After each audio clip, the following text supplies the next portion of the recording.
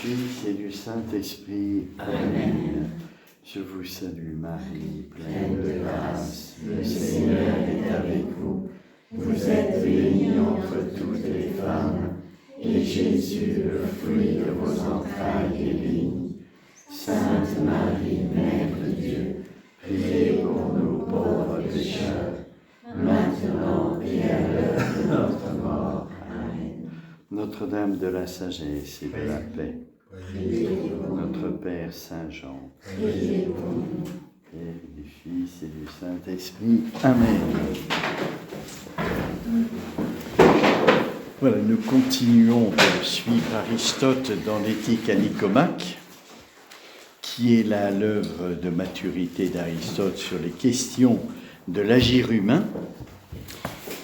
Et vous avez vu comment Aristote aborde le problème.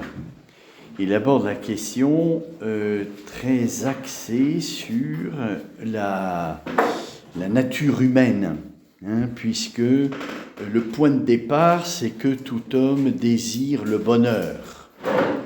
Mais quand on interroge les gens sur ce que c'est que le bonheur, alors là, il y a une divergence énorme.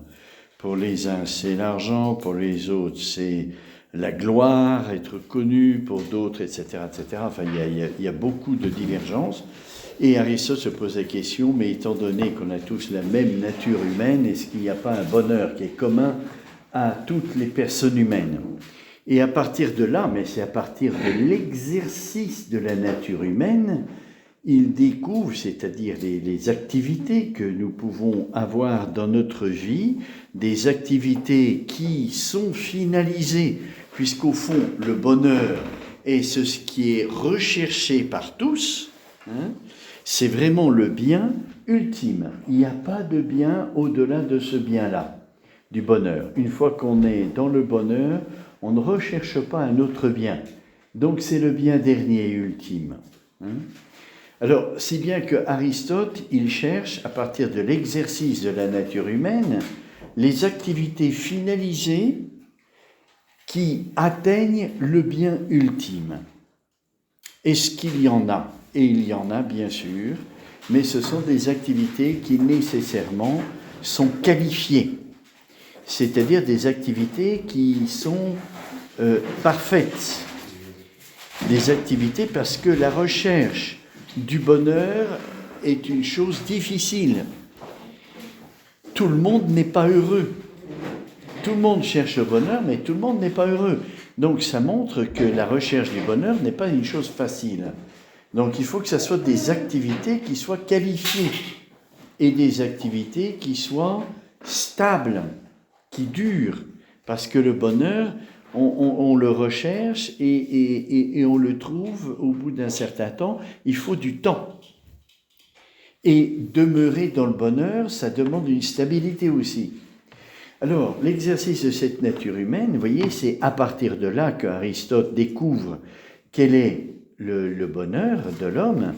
Il y a deux orientations de l'exercice de la nature humaine. Une orientation qui est plus connaturelle à ce que nous sommes, c'est-à-dire âme et corps unis dans une unité substantielle d'être.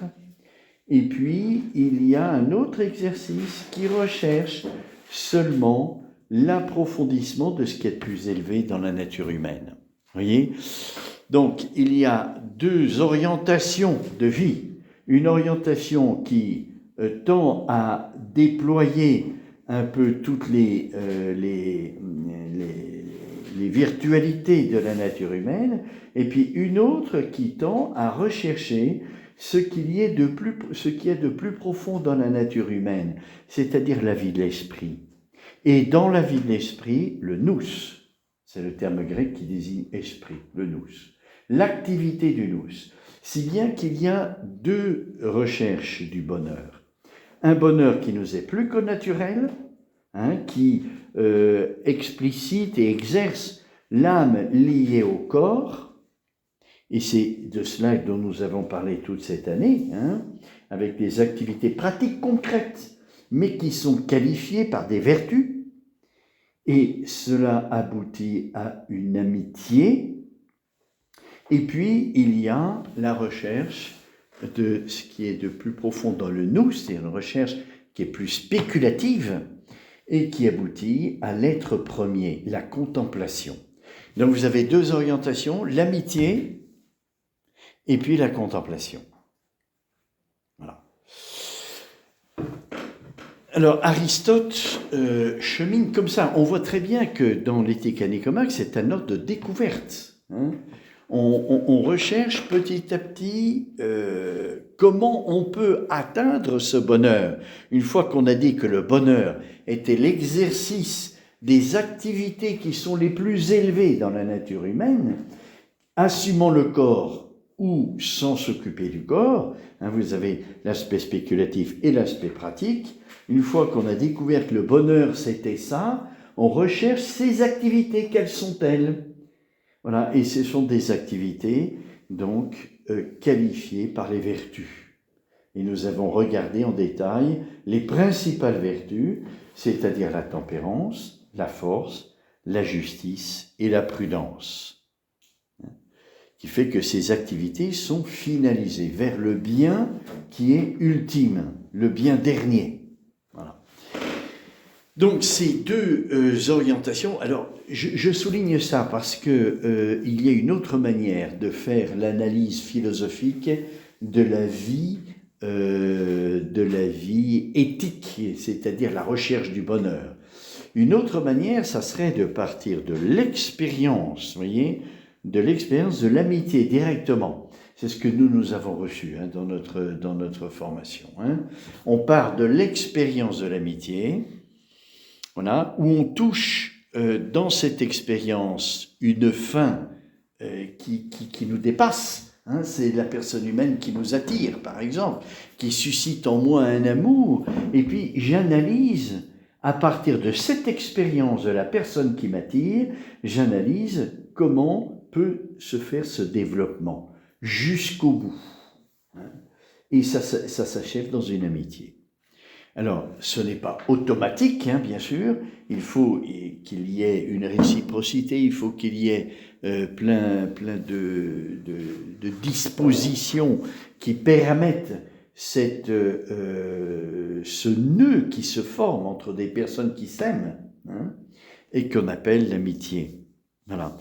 Alors, les deux approches, vous voyez, celle d'Aristote à partir des activités de la nature humaine et celle qui part de l'expérience de l'amitié, ne sont pas contradictoires, puisque Aristote, elle aboutit à ça, à l'amitié, et puis une philosophie qui se veut réaliste et qui part de l'expérience pourrait partir de l'expérience de l'amitié pour développer qu'est-ce que ça requiert, vous voyez ? Le principe, c'est la personne qui m'attire, qui suscite en moi un acte d'amour. Comment est-ce que je réponds? Est-ce que je ne réponds pas? Il y a un premier discernement. Ouais.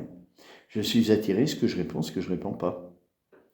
Et puis si je réponds, alors ça devient une intention de vie. Une intention de vie. Si je ne réponds pas, je laisse tomber. Vous voyez, parce que peut-être que je suis déjà engagé dans une relation d'amitié. Vous voyez, une relation d'amitié, là je parle du mariage par exemple. Si je suis attiré par d'autres personnes, je ne peux pas répondre. Vous voyez, du moins comme je réponds dans le mariage, qu'il soit sacramentel ou non, du reste. Voilà, donc aujourd'hui, on arrive au terme, donc il reste encore octobre et novembre, puisqu'on fait la pause pendant l'hiver, et je pense qu'avant la pause, eh bien, nous arriverons à terminer l'Éthique à Nicomaque. On va faire la même chose que ce qu'on fait d'habitude, on va d'abord lire d'Aristote, et puis après, on essaiera de faire une petite analyse, comme on a fait pour toutes les vertus. Vous vous rappelez, on lisait d'abord Aristote, puis après, j'ai fait une petite analyse très simple, philosophique sur chaque vertu. Donc on va faire ça. Alors la première chose, donc, c'est de bien voir pour Aristote ces deux orientations de l'exercice de la nature humaine. Une qui assume le corps et l'âme, et l'autre qui s'occupe vraiment du nous, c'est-à-dire la vie de l'esprit, qui cherche le bien ultime de la vie de l'esprit. Voilà. Il y a un ordre entre ces deux approches, hein, même pour Aristote, il y a un ordre. Et le premier, c'est la vie contemplative, c'est-à-dire ce qui finalise le nous. Pourquoi ? Parce que la personne humaine est composée d'âme et du corps, hein. Ça, c'est l'être de la personne humaine, on ne peut pas changer ça. Et donc, si je développe la vie de l'esprit, il y a des conséquences pour le corps. Vous voyez, l'âme assume le corps, et si la vie de l'esprit touche son bien qui est fin, l'être premier, Dieu si vous voulez, eh bien, il y aura des conséquences aussi pour tout le reste de la personne humaine. Vous voyez, on regarde la chose par le haut, c'est la vie contemplative. C'est la plus stable, parce que Dieu est stable. Vous voyez ? Et donc, contempler Dieu, tandis que dans l'amitié, il peut y avoir des hauts et des bas. Vous voyez, la personne qui m'attire, avec laquelle je suis lié dans une alliance d'amour, hein, ben aussi bien moi que l'autre, il peut y avoir des hauts et des bas. Et donc, il n'y a pas la stabilité qu'il y a dans la vie contemplative. Parce que dans la vie contemplative, l'autre partie, il est absolument stable, il ne bouge pas. C'est Dieu. Hein. Moi, oui, je peux m'écarter, je peux m'éloigner, mais Dieu, non, jamais. Hein.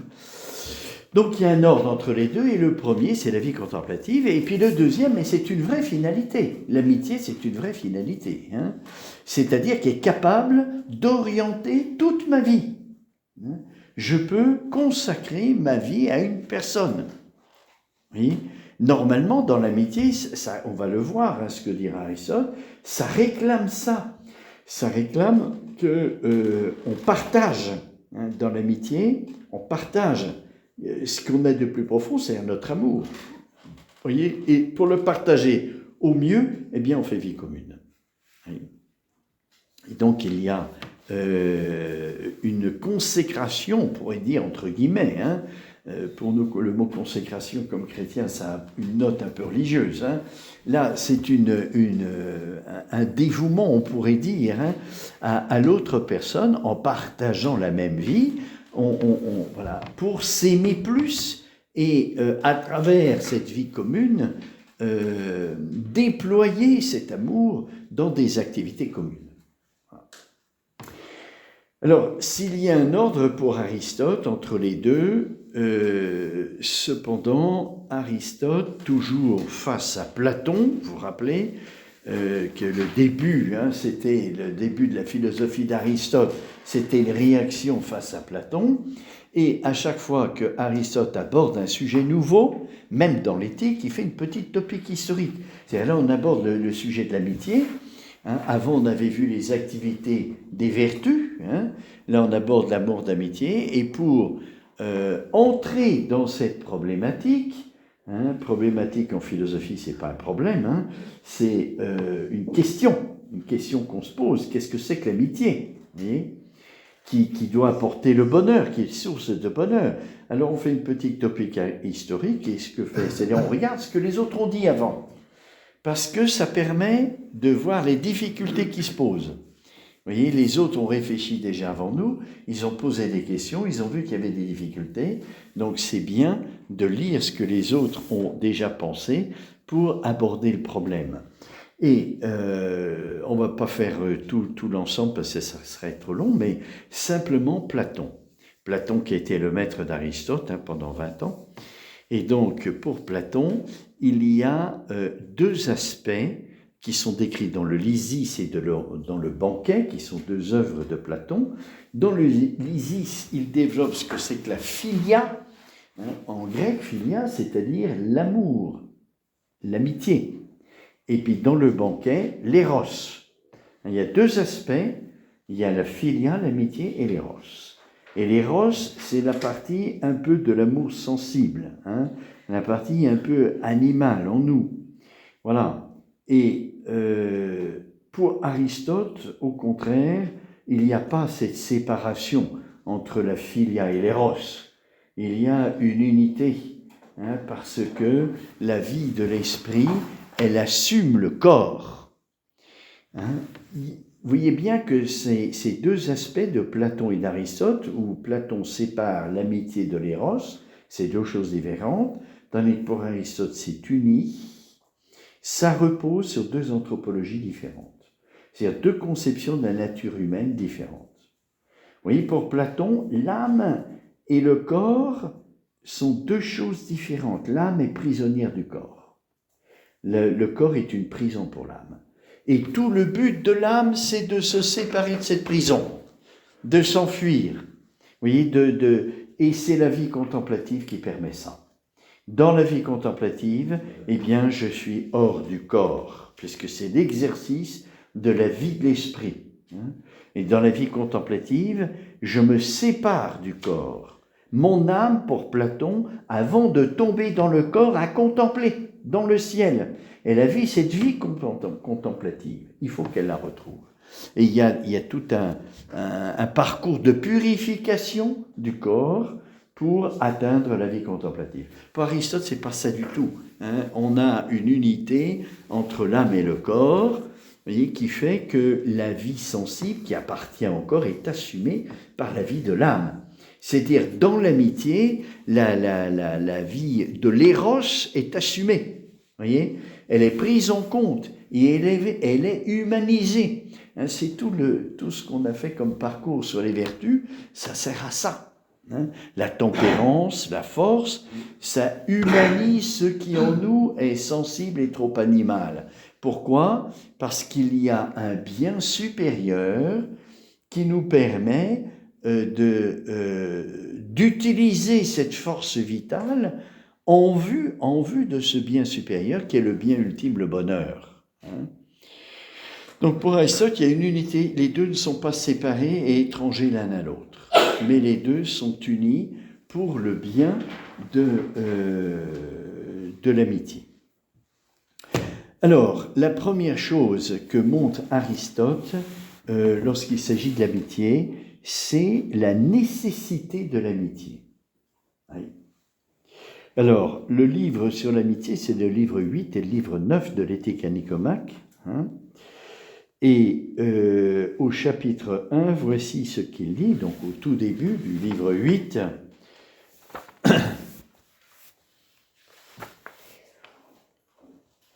L'amitié est ce qu'il y a de plus nécessaire pour vivre, car sans amis, personne ne choisirait de vivre. Utiles tous les autres biens. Et de fait, les gens riches et ceux qui possèdent autorité et pouvoir semblent bien avoir plus que quiconque besoin d'amis. Vous voyez, tous les autres biens auxquels on a fait référence au début, on disait peut-être que le bonheur c'est dans la richesse, peut-être que c'est dans le pouvoir, dans la gloire, etc. Eh bien, on constate que même si on a tous ces biens sans amis, la vie n'a pas de sens. Vous voyez, on se blase rapidement des biens qui sont le pouvoir, la gloire, l'argent. Au bout d'un certain temps, quand on en a joui pendant un certain temps, après, ça ne satisfait plus. On recherche autre chose. Voyez ? Donc Aristote montre que même avec ces biens-là, eh bien, le cœur de l'homme ne peut pas être épanoui. Il y a besoin d'amitié. Et ça c'est une constatation, que les gens qui ont tous ces autres biens mais qui n'ont pas d'amis sont malheureux. Ils ne sont pas heureux. À quoi servirait une pareille prospérité, c'est-à-dire des biens matériels, une fois ôtée la possibilité de répandre des bienfaits? À quoi ça sert d'avoir beaucoup de biens si, en jouissant déjà, c'est tout. Il n'y a pas de partage, il n'y a pas de... vous voyez, on ne peut pas faire plaisir aux autres en leur partageant les biens qu'on a. À quoi servirait une pareille prospérité une fois ôtée la possibilité de répandre des bienfaits, laquelle se manifeste principalement et de la façon la plus digne d'éloge à l'égard des amis. Vous voyez, avoir des biens et pouvoir les partager, c'est une vraie joie. C'est une vraie joie. Et on va voir, Aristote le dira, que l'amour qui lie les amis n'est pas n'importe quel amour, c'est un amour particulier et qui implique justement de partager. Ou encore, comment cette prospérité serait-elle gardée et préservée sans amis? Car plus elle est grande, plus elle est exposée au risque. Oui, c'est-à-dire que les gens riches, ils ont toujours besoin d'amis. Même pour, et pas seulement d'une amitié utile, hein, c'est-à-dire où le partage, c'est l'efficacité. C'est-à-dire, j'ai des amis qui vont me permettre de conserver mes biens. Hein, ça, c'est une amitié utile. Et en échange, je partage un peu de biens. Vous voyez, la finalité, c'est l'efficacité, c'est pas l'amour. Hein?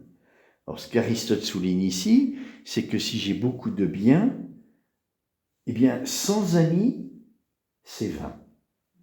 Parce que moi, j'en jouis de ces biens, mais si j'avais des amis, je pourrais les partager ces biens, mais pas par utilité, mais par amour, pour combler un bien qui leur manquerait, par exemple.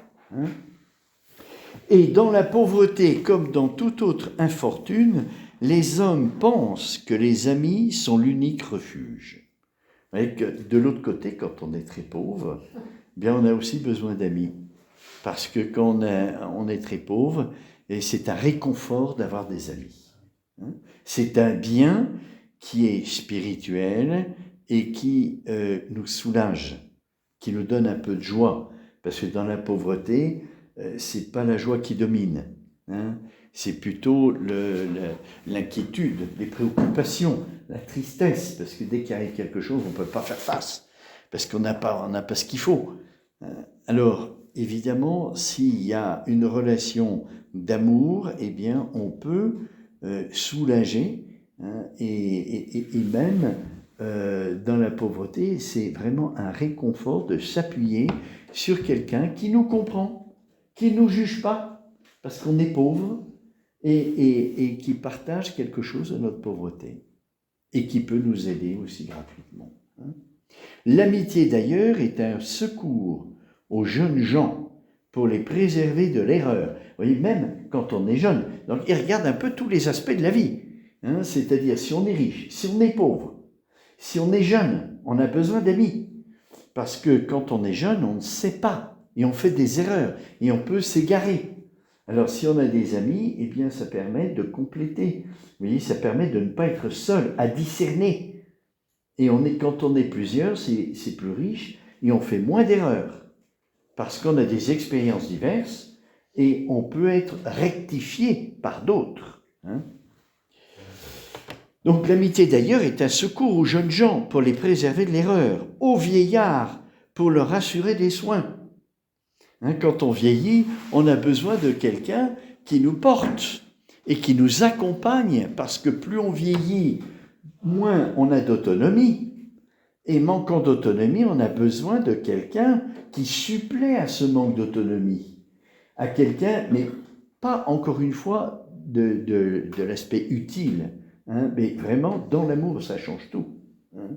L'aspect utile, ben c'est quand on est une personne âgée à la maison, on a des secours sociaux, hein, on peut faire appel aux services sociaux, et puis on a quelqu'un qui vient nous aider, et là c'est l'utile, il n'y a pas de relation. Mais quand on a des amis, ça change la manière, parce qu'on est attentif aux personnes. Quand c'est les services sociaux, on est attentif à la fonction, à ce qu'on fait. Hein. C'est-à-dire, on a des tâches, des points à respecter, mais quand on a des amis, eh bien, on regarde les personnes. Et c'est autre chose. Voyez, parce qu'on est dans le respect et on est plus attentif, hein, aux manques et aux besoins qui sont parfois cachés. Donc, aux vieillards, pour leur assurer des soins et suppléer à leur manque d'activité dû à la faiblesse. À ceux, enfin, qui sont dans la fleur de l'âge, pour les inciter aux nobles actions. Donc, ceux qui se préparent à faire des rencontres amoureuses, ils ont besoin aussi d'amis. Et surtout là, pourquoi ? Parce qu'il y a un choix décisif à faire. Et un choix demande de conseil. Quand je suis engagé dans l'amour, je suis dans ma subjectivité. Et donc je suis aveuglé, je risque, du moins pas toujours aveuglé, hein, mais je risque d'être aveuglé. Et j'ai besoin d'un regard extérieur qui vient me donner une objectivité plus grande.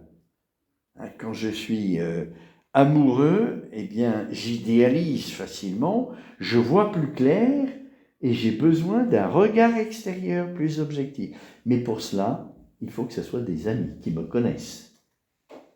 Pour pouvoir bien me conseiller. Si c'est un étranger qui ne me connaît pas, il ne saura pas me conseiller. Parce que le bien qui est fin, que je recherche, il doit être adapté aussi à ma personne. Il doit être aussi adapté à ma personne. Et si j'ai un ami, il me connaît. Et cette adaptation, il saura l'avoir.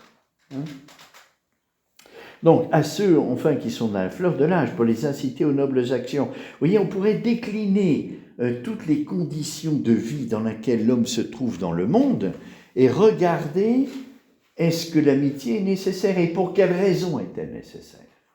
Oui. Donc, pour voir la nécessité de l'amitié, c'est ce qu'Aristote fait. Prend toutes les conditions de vie et regarde en quoi l'amitié est-elle nécessaire. On aurait pu dire dès le début, puisque c'est ce qui est la fin, et donc ce qui donne sens à toute ma vie, ce qui me motive pour tout mon parcours de vie. Donc c'est absolument nécessaire. Quand deux vont de compagnie, car on n'est plus alors capable à la fois de penser et d'agir. Si on est deux, on est plus capable de penser et d'agir. De plus, l'affection est, semble-t-il, un sentiment naturel du père pour sa progéniture et de celle-ci pour le père, non seulement chez l'homme, mais encore chez les oiseaux, la plupart des animaux. Voilà, encore une autre condition de vie, c'est la famille. Vous voyez, entre le père et le fils, ou la mère et la fille, ou le père, etc., déclinez tout comme vous voulez, les relations fraternelles et à l'intérieur de la famille, l'amitié, elle est déjà présente. Elle est déjà par nature. Elle est présente par nature. Donc, c'est quelque chose qui a une nécessité de nature, là, ce coup-là. Il y a bien sûr qu'il y a un choix à faire. Les parents, ils choisissent leurs enfants, les enfants choisissent leurs parents. Mais ce choix, il est dans la connaturalité de la vie. Vous voyez, c'est rare que les enfants choisissent d'autres parents. Ça peut arriver aujourd'hui. Voilà, en général, ils choisissent leurs parents, les parents leurs enfants. Voilà. Alors, chez l'homme, mais encore, oui, c'est tellement enraciné, ça, c'est vrai, même chez les animaux. Vous voyez, les parents animaux, les oiseaux parents, ils s'occupent de leurs enfants. Et les enfants, ils sont dépendants de leurs parents pour la nourriture et pour tout un tas de choses, pour l'éducation. Ils apprennent à voler. Les individus de même race ressentent aussi une amitié mutuelle, principalement dans l'espèce humaine. Et c'est pourquoi nous louons les hommes qui sont bons pour les autres. Même au cours de nos voyages, au loin, nous pouvons constater à quel point l'homme ressent toujours de l'affinité, de l'amitié pour l'homme. Vous voyez, même si on va dans d'autres cultures, dans d'autres pays, en Afrique, en Asie, eh bien, il y a quelque chose qui fait que votre semblable vous est plus proche. On partage la même nature. Et ça, c'est déjà une disposition à l'amitié. Il y a une proximité, vous voyez, une connaturalité qui fait que l'échange est déjà naturel et l'affection, elle est présente aussi déjà. Parce que vous êtes plus proche de votre semblable que d'un animal ou que, voilà, d'une réalité matérielle. Donc, en voilà encore une autre situation, même dans les voyages, même si on sort de notre milieu habituel de vie, eh bien, l'amitié est presque ici nécessaire. C'est-à-dire, il y a quelque chose de spontané, ce qu'on appelle la philanthropie. Philia anthropos. Anthropos, c'est l'homme, anthropologie, et philia, c'est l'amour. L'amour naturel. Quand vous voyez, vous voyagez, vous êtes sur l'autoroute, puis il y a un accident. Ça ne vous laisse pas indifférent. Si vous voyez un chat écrasé puis que vous roulez sur l'autoroute, ça ne vous émeut pas tellement. Mais si vous voyez un accident, vous voyez, vous êtes quand même beaucoup plus pris dans vos tripes par ce qui s'est passé, surtout si vous voyez une personne qui est souffrante. Ça, c'est alors que vous ne la connaissez pas. Vous ne la connaissez pas. Il n'y a pas de relation. Mais voir un autre semblable qui souffre, ça ne vous laisse pas indifférent. C'est ça l'amour philanthropique. C'est-à-dire, il y a un amour naturel pour le semblable. Vous voyez, qu'on le veuille ou non, qu'il soit de notre culture ou non. Il y a un amour naturel qui ne vous laisse pas indifférent. Donc il y a comme une disposition déjà, vous voyez, ça fait partie de ce qu'Aristote veut montrer, c'est la nécessité de l'amitié dans tous les états de vie, dans toutes les circonstances, même quand on est perdu dans un milieu inconnu, parmi les hommes ou la culture, il y a déjà une disposition, il y a un amour philanthropique. L'amitié semble aussi constituer le lien des cités, et les législateurs paraissent y attacher un plus grand prix qu'à la justice même.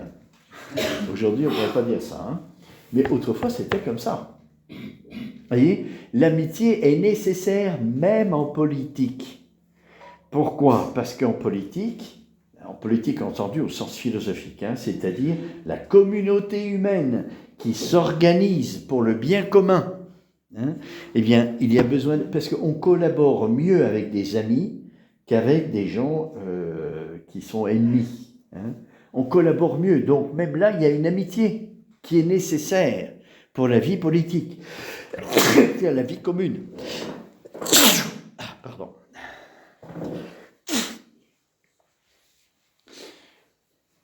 En effet, et puis plus tard, vous allez voir que Aristote va même faire une introduction à la philosophie politique à partir de l'amitié. Pourquoi ? Parce que dans l'amitié, il y a un partage. Vous voyez ? Et ce partage est une mise en commun. Et on peut avoir plusieurs amis. Et on partage d'autres choses. Vous voyez, alors selon ce qui est partagé, évidemment, l'intensité du lien est plus ou moins forte. Et si on partage à plusieurs quelque chose, ça devient bien commun. Voyez, et on entre dans la philosophie politique. Vous voyez, le lien entre la famille et la cité, il est là. C'est à partir de ce qu'on partage ensemble. On a une vie commune. Et si on a une famille et puis qu'on a des amis, ben on a une vie commune, pas autant que dans la famille, mais on partage quelque chose. Et petit à petit, il y a un bien commun qui ne serait-ce que cette amitié. Vous voyez ? Et petit à petit, on peut collaborer, organiser des voyages, et puis petit à petit, pour des choses un peu plus utiles, on peut aussi collaborer. Et la cité se construit comme ça, à partir de la famille, parce que les liens sont plus forts dans la famille. Il y a une stabilité plus grande. Si je détruis la famille, la cité se détruit. Parce qu'il n'y a pas ce ciment radical au point de départ qui donne la stabilité à la cité. Il n'y a plus que des individus. Et la cité, ça devient, mais on verra ça en philosophie politique, la cité devient une collection d'individus, même pas de personnes, d'individus. Parce que la personne, c'est la dimension de l'homme en tant qu'il est finalisé. C'est-à-dire qu'il tend vers un bien ultime, vers le bonheur. Mais dans la politique, on ne s'occupe pas de ça. On s'occupe du bien commun. Et le bien commun, c'est pas ce qui finalise l'homme. Donc on ne touche pas la personne.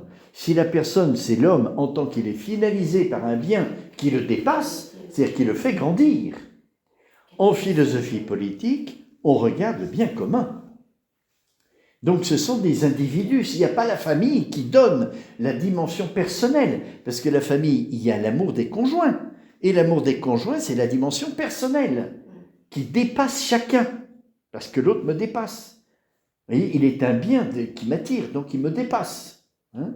S'il n'y a pas la famille, il n'y a plus rien de transcendant dans la vie politique. Vous voyez, c'est plus que le bien commun des individus, donc on gère. Hein. Et c'est terrible parce que, du point de vue de la justice, il y a des injustices, du coup, parce qu'on ne fait plus part à la dimension personnelle. Tout le monde est égaux. Les individus sont égaux entre eux, même nature humaine. Oui. Tandis que la personne, c'est différent.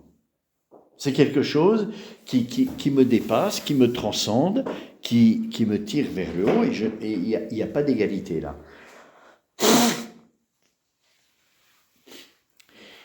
Donc, voilà, c'est pourquoi Aristote dit « L'amitié semble aussi constituer le lien des cités. » Le lien des cités.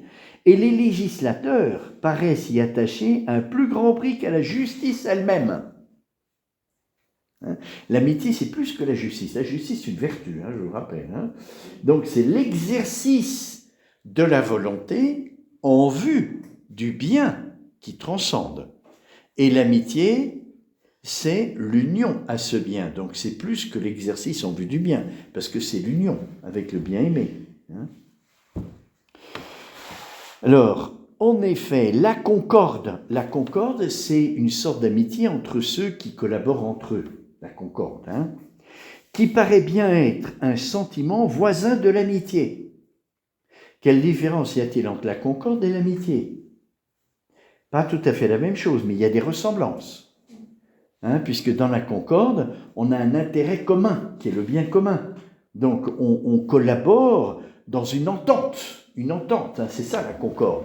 Dans l'amitié, il y a plus que l'entente. Il y a une intention commune. C'est beaucoup plus grand que l'entente. C'est-à-dire une perspective de vie qui est commune. Dans l'entente, on s'accorde. On fait un contrat pour une chose particulière. Tandis que dans l'amitié, c'est quand même une perspective de vie. Une orientation de vie. Donc ça touche quelque chose de très profond. En effet, la concorde, qui paraît bien être un sentiment voisin de l'amitié, est ce que recherchent avant tout les législateurs. Ils s'occupent du bien commun, donc pas du bien personnel. Alors évidemment, c'est la concorde qui domine. Alors que l'esprit de faction, qui est son ennemi, est ce qu'il pourchasse avec le plus d'énergie. Les factions, les petites particularités qui se détachent de la société pour faire leur bien commun particulier et qui divisent la communauté, en fin de compte. Quand les hommes sont amis, il n'y a plus besoin de justice.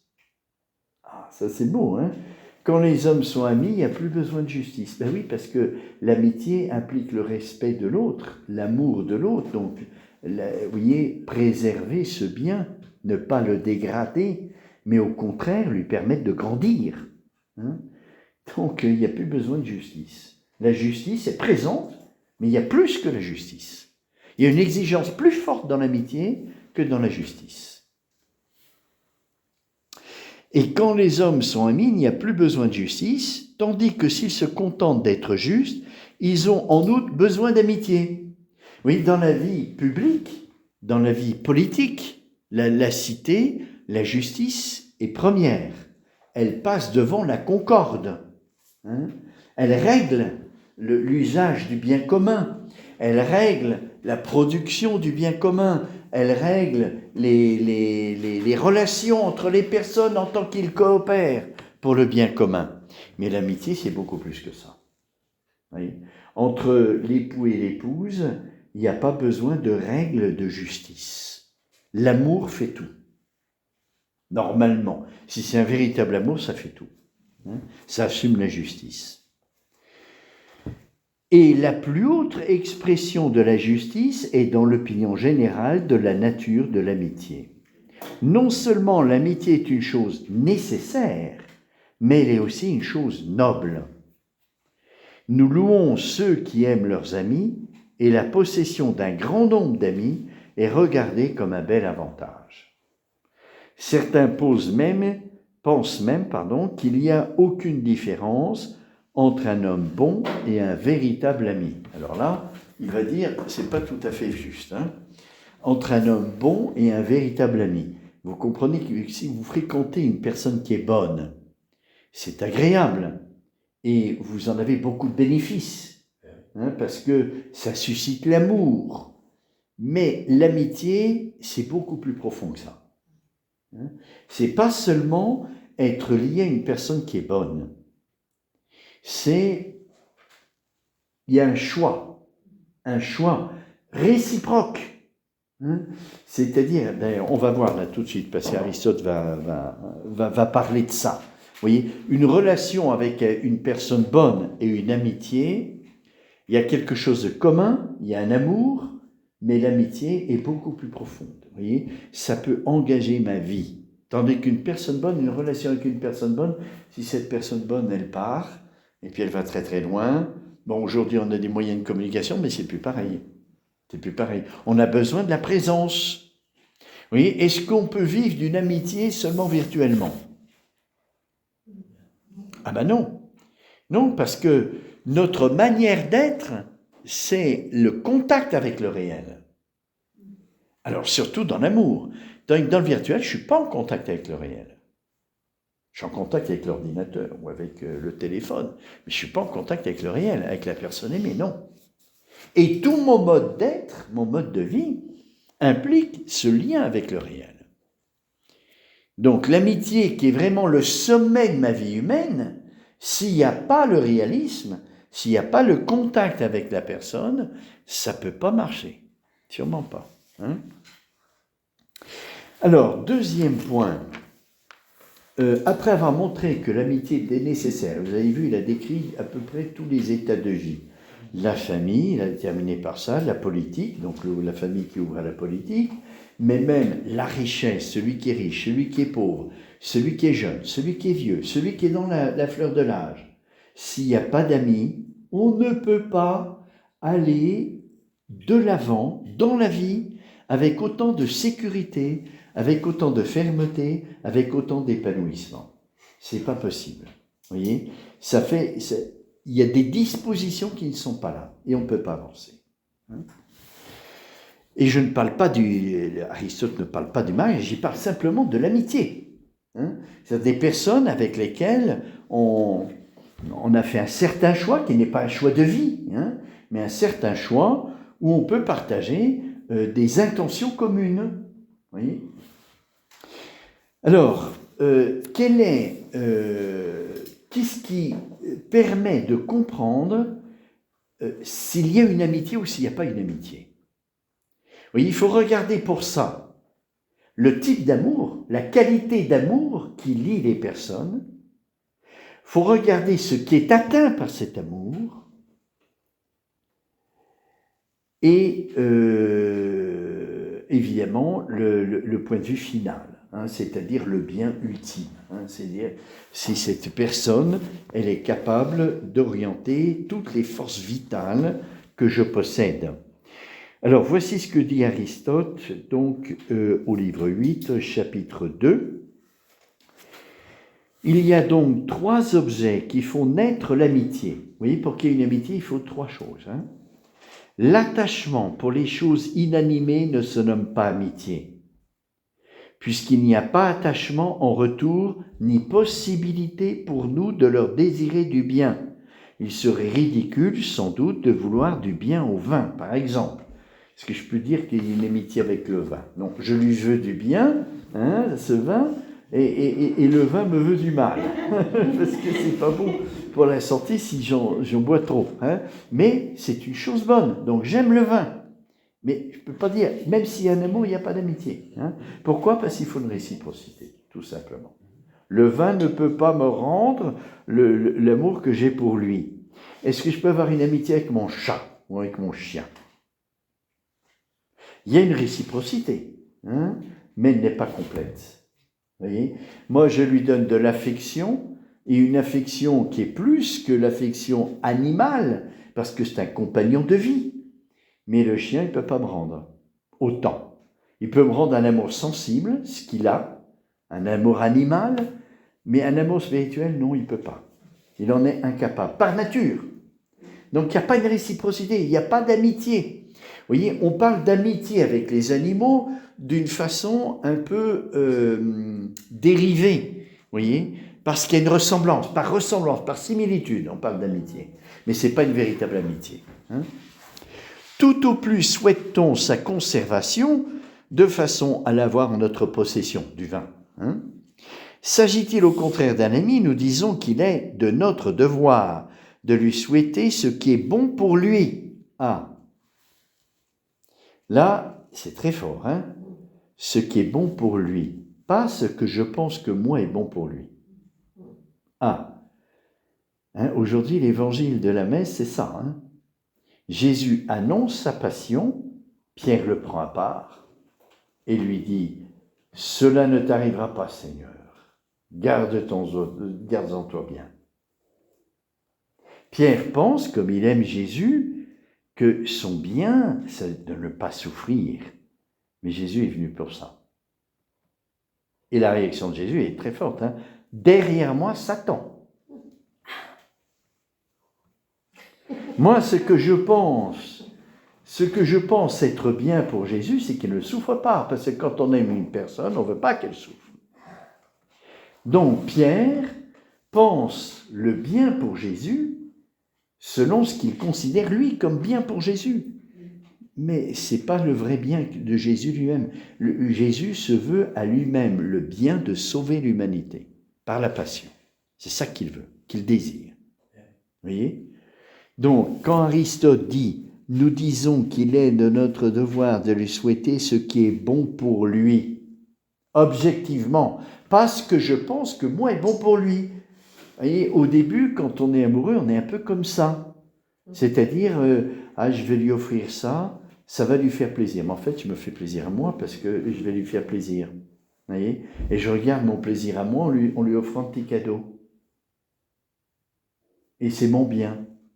Peut-être que ça va lui faire plaisir, mais je me fais plaisir en même temps. Alors que parfois, on veut le bien pour l'autre, objectivement, qui n'est pas directement mon bien à moi. C'est autre chose. Voilà.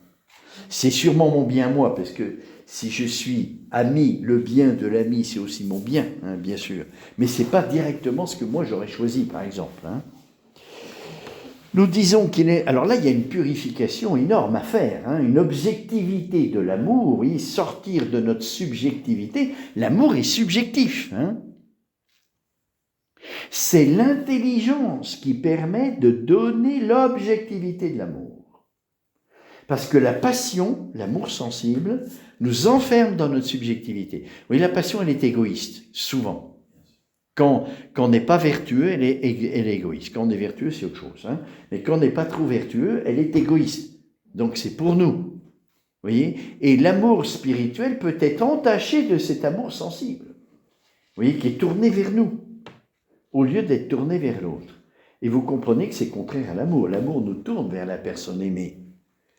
Et si je pense sans cesse que le bien de l'autre, c'est ce que je pense être bon pour lui, je détruis l'amour. Parce que je suis tourné plus vers moi que vers l'autre. C'est de l'égoïsme, voyez, qui vient souvent d'un manque de purification, hein, des passions. Quand on est très passionné, et c'est ce qui arrive quand on est amoureux, on est très passionné, il faut tout de suite purifier ça. Hein. Si ça n'a pas été fait dans l'éducation, c'est terrible parce que je vais à l'échec dans le mariage. Je vais à l'échec. Il faut absolument... Vous voyez, l'éducation est très importante hein, pour purifier les passions. Et lorsque je tomberai amoureux, mes passions sont déjà purifiées. Et donc, tout l'aspect passionnel et égoïste est dépassé, normalement. Bon, c'est pas toujours tout à fait vrai, mais il y a déjà du travail qui a été fait. Et il n'y a pas tout à prendre à zéro. Donc, s'agit-il au contraire d'un ami, nous disons qu'il est de notre devoir de lui souhaiter ce qui est bon pour lui. Mais ceux qui veulent ainsi du bien à un autre, on les appelle bienveillants. Voilà la qualité de l'amour d'amitié. C'est un amour de bienveillance. Je veux pour l'autre son bien.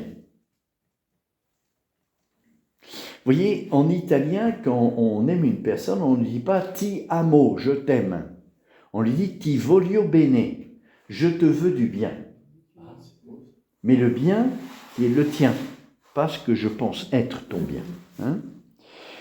Mais ceux qui veulent ainsi du bien à un autre, on les appelle bienveillants quand le même souhait ne se produit pas de la part de ce dernier, car ce n'est que si la bienveillance est réciproque qu'elle est amitié. Donc l'amour de bienveillance, voilà l'amour, la qualité de l'amour pour qu'il y ait amitié, c'est la bienveillance. C'est-à-dire vouloir le bien de l'autre, mais objectivement. Ça ne suffit pas pour qu'il y ait amitié. Parce que si je suis bienveillant à l'égard d'une personne et que cette personne n'est pas bienveillante à mon égard, il n'y a rien qui se fait. Il n'y a pas d'alliance dans l'amour qui peut se faire si ce n'est pas réciproque. Il faut que ça soit réciproque. Une bienveillance, c'est-à-dire un amour désintéressé. Un amour gratuit. Je veux le bien de l'autre parce que je l'aime. Pas pour me faire plaisir. Parce que c'est un amour désintéressé. Vous voyez ? Même s'il n'y a pas immédiatement de réciprocité, ça n'a pas d'importance. Vous voyez ? L'amour de bienveillance, il est gratuit. Voilà. Je veux du bien à l'autre, je lui donne, même si j'ai rien en retour. Ça n'a pas d'importance. Mais pour qu'il y ait amitié, il faut qu'il y ait une réciprocité. Et une réciprocité désintéressée. C'est-à-dire, je te fais du bien et tu me rends. Je t'invite le soir à manger et puis j'espère que tu vas me rendre l'appareil. Ah ben non. Ça, c'est pas l'amour de bienveillance. Oui, quelquefois, on veut devenir l'ami de quelqu'un pour en avoir un bienfait. Parce que cette personne, elle est puissante. Et si je suis son ami, je serai protégé. C'est pas l'amitié. Oui, et la charité fraternelle, ça peut pas être ça. Ça peut pas être ça. Je cherche, vous voyez, ça s'appelle un peu la politique. Dans une vie commune, on cherche l'amitié de ceux qui sont les plus influents pour être protégés, pour en avoir des avantages. Eh bien, ce n'est pas du tout la charité fraternelle. Parce que ce n'est pas l'amitié. Donc, ça ne peut pas être la charité fraternelle. Vous voyez, quelquefois, dans le monde, on est un peu comme ça. On veut l'appui, le secours, le soutien des personnes influentes, des personnes riches, des personnes... Voilà, pour en avoir des avantages. Et là, c'est pervers. Parce qu'on fait semblant qu'il y a une amitié, mais en fait, ce n'est pas désintéressé. Ce n'est pas un amour de bienveillance. C'est pervers. Oui. Terrible, hein ? C'est intéressé, exactement. Ne faut-il pas ajouter encore que cette bienveillance mutuelle ne doit pas demeurer inaperçue ? Je lui veux du bien. Elle me veut du bien. Mais on ne le sait pas. On s'en rend compte, parce qu'à force de lui vouloir du bien, elle se rend compte que je lui veux du bien. Et moi, je me rends compte qu'elle me veut du bien. Mais tant que ce n'est pas dit, il n'y a rien qui se fait. C'est curieux, hein ? Il faut que ça soit dit, connu.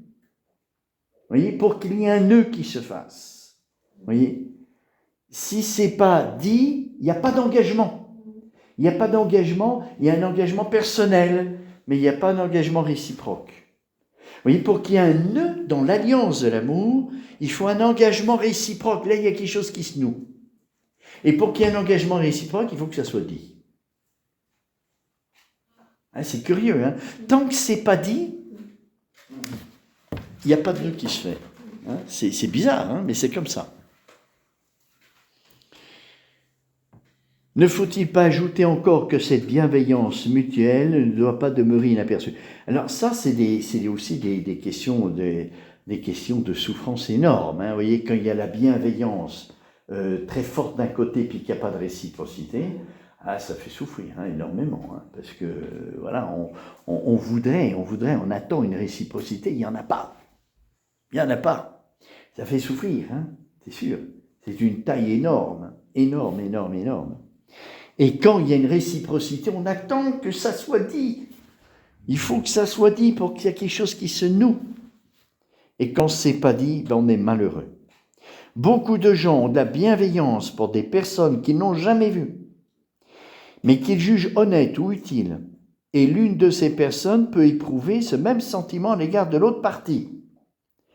Quoi qu'il y ait manifestement alors bienveillance mutuelle, comment pourrait-on les qualifier d'amis alors que chacun d'eux n'a pas connaissance des sentiments personnels de l'autre? Vous voyez, il peut y avoir une réciprocité de bienveillance, mais si cette bienveillance, elle n'est pas finalisée par quelque chose de plus profond, une alliance d'amour, il n'y a pas d'amitié, même s'il y a une bienveillance réciproque. Vous voyez ? Quand on le dit, c'est parce qu'on veut une alliance, vous voyez, une alliance d'amour, qui finalise la vie, qui donne sens. Il faut donc qu'il y ait bienveillance mutuelle, chacun souhaitant le bien de l'autre, que cette bienveillance ne reste pas ignorée, désintéressée, et qu'elle ait pour cause l'un des objets dont nous avons parlé. Voilà un peu la description que Aristote fait de l'amitié. Vous voyez, il commence par dire que c'est nécessaire. Ensuite, qu'est-ce qui permet de qualifier une relation d'amour, que ce soit une amitié ou non? Il faut que ce soit un amour de bienveillance, c'est la qualité, c'est un amour désintéressé, gratuit, réciproque et connu. Aristote n'est pas chrétien, il est païen. Dans un mariage chrétien, qu'est-ce qui fait la validité? Le sacrement. C'est l'échange mutuel du choix. Je te choisis, je te choisis. Bienveillance mutuelle dite. Il est païen, il n'est pas chrétien. Mais il a découvert ça, vous voyez, avec son analyse philosophique.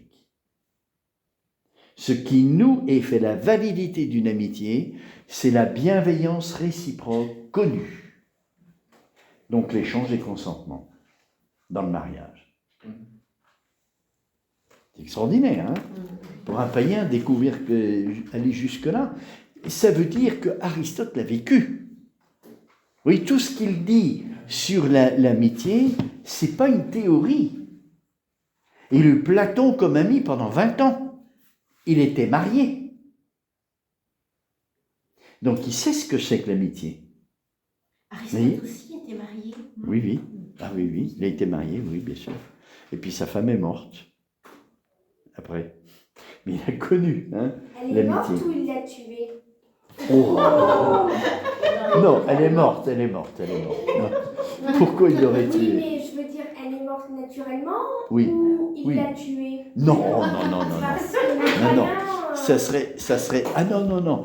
Oui, ça serait pas de l'amitié, vous voyez. Oui, mais c'était pas rare que quand ta femme n'a pas pu te donner de Satisfaction. Plutôt que de Aujourd'hui, on en revient à ça. Le pape dénonce, par exemple, en Italie, les fémicides. Il y a les Italiens ont un peu le sang chaud, c'est vrai, et il y a beaucoup de meurtres de femmes, beaucoup en Italie, beaucoup. Oui, parce que la vie chrétienne, elle disparaît. Bon, on va s'arrêter. La prochaine fois, on continue, c'est-à-dire on va regarder ce que dit Aristote sur l'amitié. On va continuer. Là, il a donné un petit peu les éléments qui font qu'on peut qualifier un amour d'amitié ou non. Et après, on va voir le passage à la politique. Comment on passe de l'amitié à la politique. Et puis, on va creuser un petit peu plus sur l'amitié. Il y a encore des choses à dire parce que l'amitié peut prendre des formes différentes. Vous voyez ? Je vous ai dit tout à l'heure qu'on pouvait parler d'amitié par similitude, c'est-à-dire lorsque il y a une ressemblance avec l'amitié parfaite, c'est réciproque, connue de bienveillance. Il y a des éléments qui sont communs dans des relations d'amour entre les personnes, mais qui n'impliquent pas tous ces éléments-là. On parle d'amitié par ressemblance. Mais c'est à partir du parfait qu'on va pouvoir détailler les autres types d'amitié. Et alors, ce que fait Aristote, c'est absolument génial. Comme la cité et la politique, elle est construite sur la famille, selon les rapports d'amitié qui existent dans la famille, eh bien, on va avoir les régimes politiques différents. La monarchie, l'aristocratie, la république. Hein, on verra ça, les différents régimes politiques qui sont constitués à partir des qualités d'amitié différentes entre les personnes. Voilà. Est-ce qu'il y a des questions ? Oui, je crois que Aristote, pour pouvoir dire tout ça, vous rappelez qu'au tout début de l'Éthique à Nicomaque, il avait dit, dans une partie un peu critique, c'est réflexive, sur l'analyse philosophique, il avait dit « On ne peut pas enseigner l'éthique à ceux qui n'en ont pas l'expérience. Ça ne leur parlera pas. On peut enseigner l'éthique à ceux qui ont déjà un minimum d'expérience, de l'amour. Parce qu'ils l'ont vécu, donc ça leur parle. Et l'analyse permet de préciser les choses, d'ordonner. Vous voyez, préciser et ordonner. Vous voyez, faire des liens de causalité. Quand on a découvert que le bien est principe, on peut faire une analyse parce que le principe est cause, et entre l'effet et la cause, il y a un lien de nécessité. Donc on peut faire une analyse philosophique, qui soit une science. Même si on est, comme disait Aristote, en matière contingente. C'est-à-dire, les choses peuvent évoluer. Vous voyez, l'amitié, on dit qu'elle est stable et qu'elle est... Bon, pourquoi ? Parce qu'il y a la vertu qui permet d'avoir des activités qui sont spontanées et rectifiées. Donc il y a une stabilité, mais il y a des hauts et des bas. Hein ? Donc c'est pas parfait, c'est jamais parfait. Hein ? Oui. À l'époque d'Aristote, est-ce que la femme était considérée égale de l'homme ? Alors, culturellement, non. Mais Aristote, on voit très bien à partir de ce qu'il dit, oui. Pour lui, oui. Ah oui, dans son intention. Oui. Il ne l'a jamais dit explicitement, je ne crois pas. Il faudrait regarder dans les textes, mais je n'ai pas lu qu'il le dise explicitement. Mais ça, c'est une avancée d'Aristote. Parler d'amour réciproque et connu, ça veut dire qu'il y a égalité entre l'homme et la femme, à cause de la réciprocité. Si avec le vin, on ne peut pas, avec les animaux, on ne peut pas, parce qu'il n'y a pas d'égalité, justement. Il faut une certaine égalité. Alors, vous voyez, entre nous et Dieu, par exemple, il n'y a pas d'égalité. Il y a une transcendance plus grande entre nous et Dieu qu'entre nous et l'animal. Encore une fois, parce que dans notre nature humaine, il y a quelque chose de l'animal. En Dieu, il n'y a rien de l'homme. Sauf dans le Christ. Mais il n'y a rien de l'homme, absolument rien. Donc la distance est infiniment plus grande. Et pourtant, la charité est une amitié. Ça veut dire que Dieu met en nous quelque chose qui nous surélève à la hauteur de Dieu. Ça s'appelle la grâce. Quand on est baptisé, on reçoit la grâce qui nous surélève au niveau de Dieu pour qu'il y ait une certaine égalité avec lui. Et qu'on puisse faire vie commune. Dans la vie du ciel, la vision béatifique, ça sera la vie commune avec Dieu. Alors que, selon notre nature humaine, on en est incapable. Incapable. On n'a pas la même nature, on ne peut pas vivre avec Dieu. Pas possible. Mais par la grâce, on en sera capable. Et encore, ça ne suffira même pas. Il faudra encore un autre habitus, qui est la lumière de gloire, qui nous surélèvera encore pour pouvoir faire vie commune avec Dieu. Et est-ce qu'on peut dire que le corps permet justement l'expérience pour que l'âme, une fois au ciel, puisse être... Alors, le début de votre question, est-ce que liberté. le corps... Est-ce que le corps fournit l'expérience ? Il permet l'expérience, il permet. Vous voyez, l'expérience, c'est vraiment toute la personne humaine qui est engagée dans une relation avec le réel. Et toute la personne humaine, c'est l'âme et le corps. Donc l'âme, parce que l'intelligence est en contact avec le réel, ce qu'on appelle le jugement d'existence, cette table existe. Quand je dis cette table existe, je juge. C'est un discernement, le jugement, que cette table, elle a son exister, qui n'est pas le mien. Il y a une distance. Mais pour que je puisse juger ça, il faut que je la voie et que je la touche. Ça, c'est le corps. Voyez ? Et l'intelligence liée aux 5 sens affirme cette table existe. Donc on peut dire que l'âme se nourrit en quelque sorte du corps pour qu'après elle puisse aussi... Oui, exactement. Vous voyez, vous voyez, quand vous voyez cette photo, souvent il y a des statues avec un doigt en haut et un doigt en bas. oui. Alors ça peut être démoniaque, mais ça peut être divin.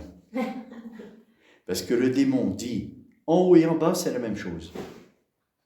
Aristote dit, pour aller en haut, il faut que j'ai les pieds sur terre. C'est-à-dire que je sois lié au réel. Vous voyez, que je sois lié au réel, et puis je peux découvrir, grâce à ça, élever, l'âme se nourrit du corps, c'est l'expérience qu'on fait, et découvrir qu'il y a une réalité supérieure qui transcende tout. Voilà.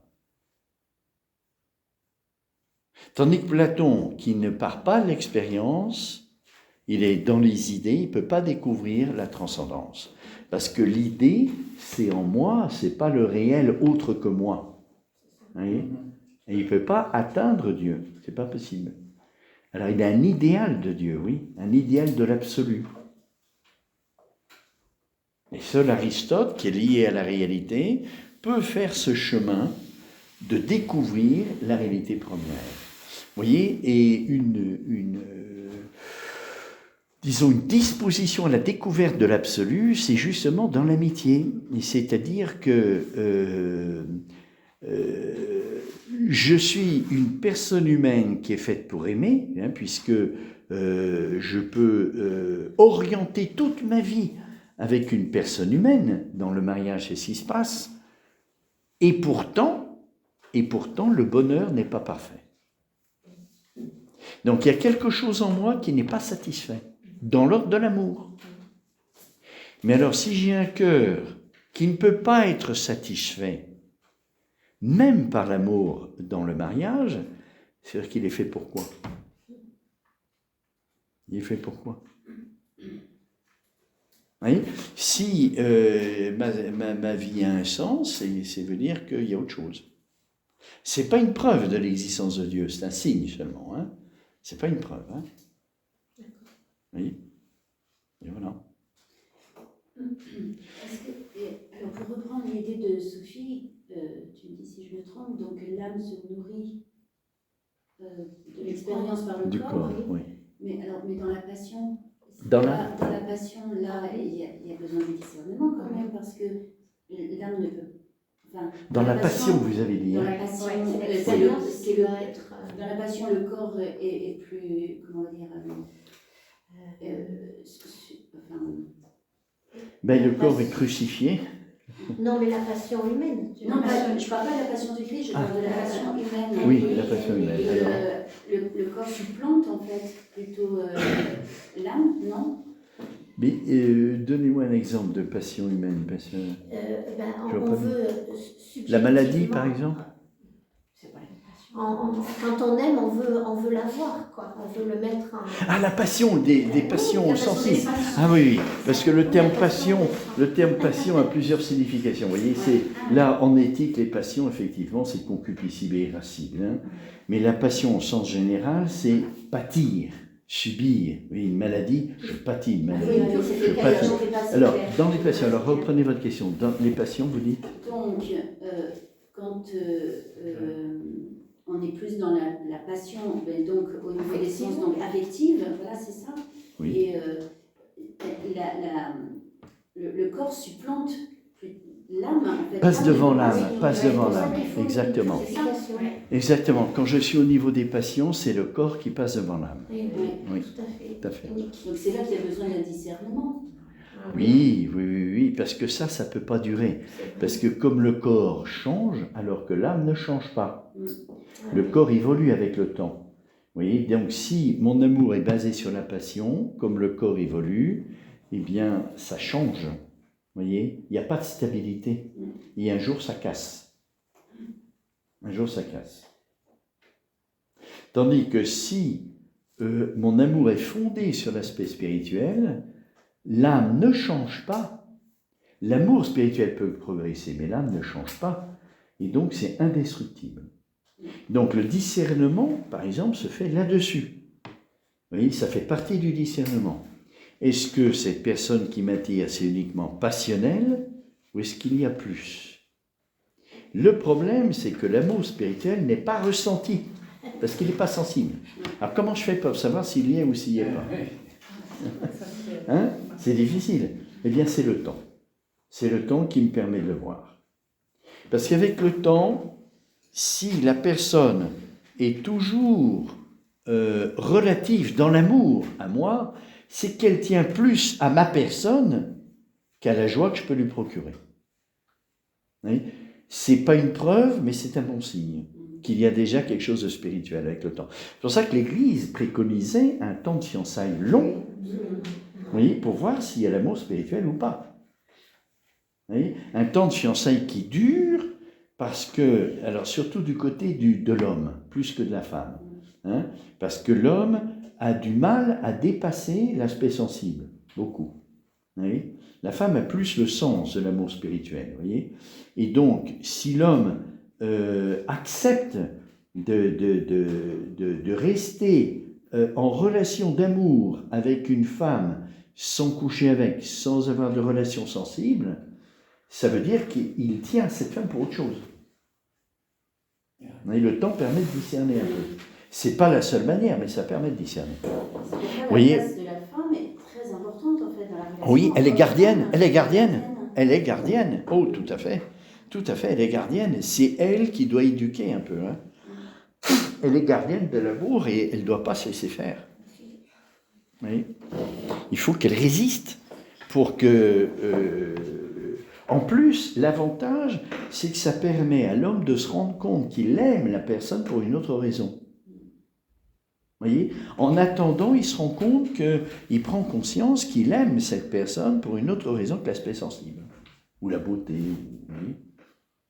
Donc ça fait grandir en lui l'amour spirituel. Donc ça a tous les avantages d'attendre un peu. Vous voyez? Et ça permet de nouer une amitié vraiment sur le roc, parce que là, c'est spirituel, et ça dure. Et il y a des couples qui ne divorcent pas, parce que le discernement, il a été fait. Et aujourd'hui, malheureusement, on va trop vite, et c'est souvent très passionnel, et il n'y a pas de discernement. Donc au bout d'un certain temps... Peut-être parce qu'on n'a pas éduqué suffisamment. Oui, non, mais personne n'est coupable, personne n'est coupable. On n'a pas été éduqué, il y a les circonstances, on a été entraîné. Non, ça ne s'agit pas de juger. Il n'y a que Dieu qui juge, mais bien souvent, comme il n'y a pas d'éducation, c'est sûr que les jeunes sont livrés à eux-mêmes, et ce n'est pas de leur faute. Ça, c'est sûr.